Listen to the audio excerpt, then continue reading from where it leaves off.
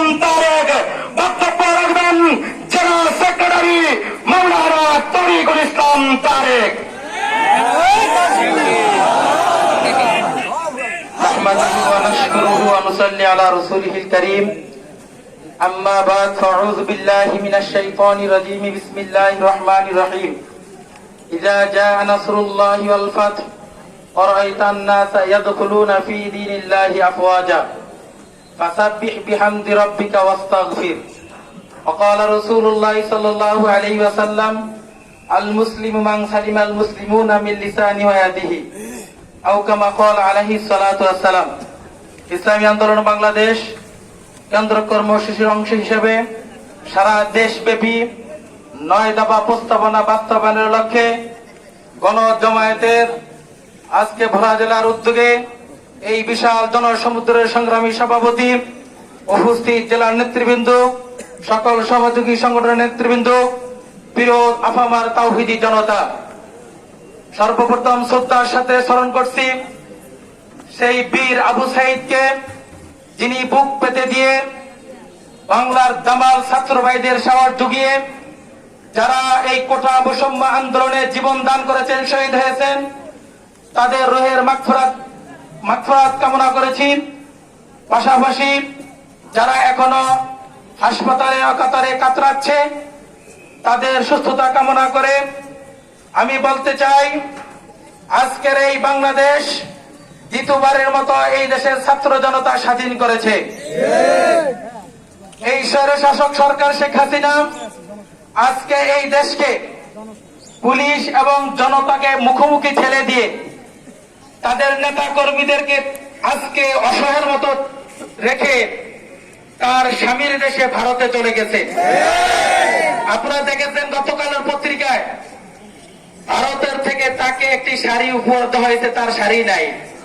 এর থেকে আর লজ্জার কোনো বিষয় হতে পারে না। আওয়ামী সরকার মনে করেছিল তারা এই দেশে 41 নয়, তারা চেয়েছিল আজীবনের জন্য এই দেশে ক্ষমতা চেপে বসে থাকবে। কিন্তু তারা আসলেই জানে না যে 52, 71-এর যে ঘটনা তারা সেদিকে লক্ষ্যই করে নেই।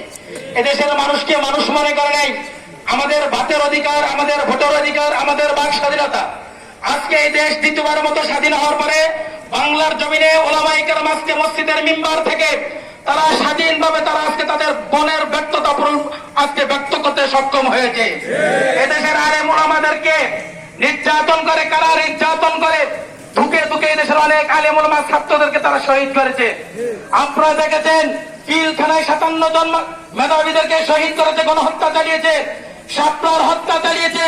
আজকে বৈষম্য আন্দোলন আমার শত শত ভাইয়েরা জীবন দিয়েছে, তারপরে এই স্বৈরশাসক শেখ হাসিনা ক্ষমতা ধরতে চাইনি।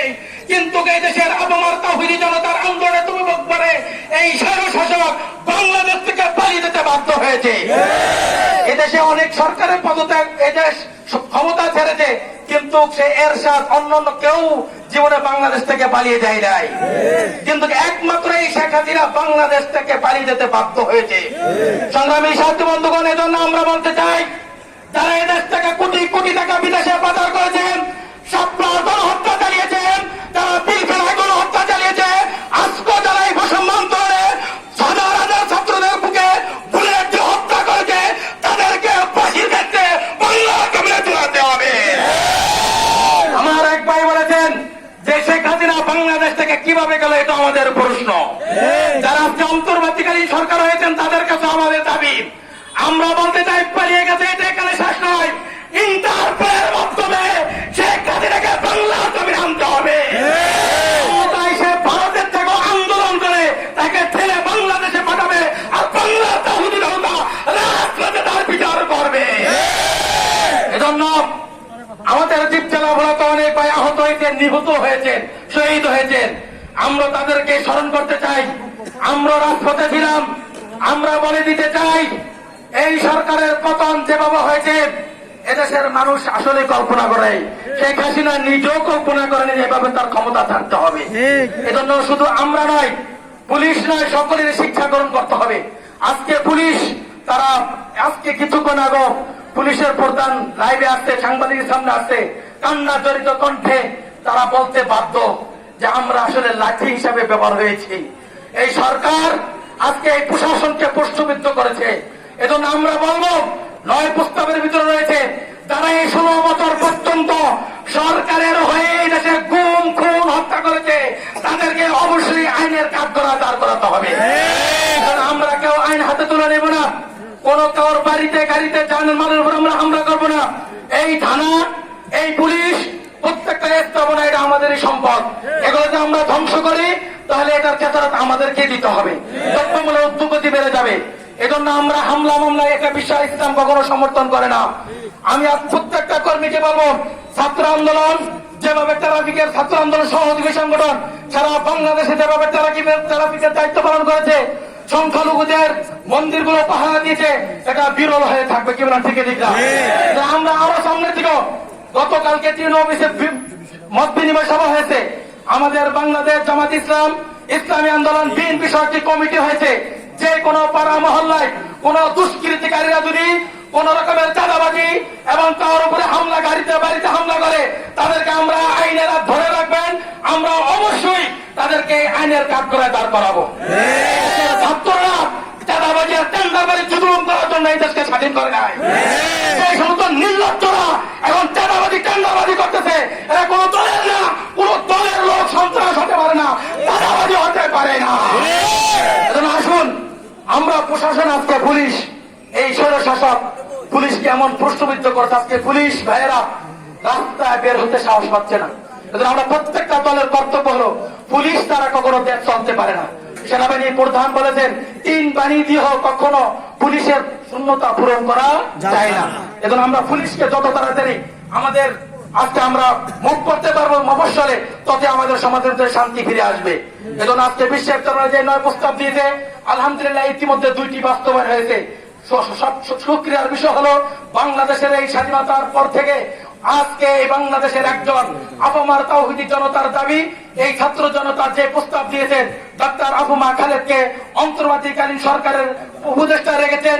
আজকে সুসংবাদ শুনেছি, তাকে ধর্ম মন্ত্রণালয়ের দায়িত্ব দিয়েছেন। ইনশাআল্লাহ আমাদের বিশ্বাস, ডক্টর ইনু সাহেব যে অন্তর্বর্তীকালীন সরকার প্রতিষ্ঠা করেছে, আমাদের বিশ্বাস তিনি এই সমাজকে, এই রাষ্ট্রকে সংস্কার করে সুন্দর সুখী সমৃদ্ধ একটি রাষ্ট্র আমাদেরকে উপহার দিবেন।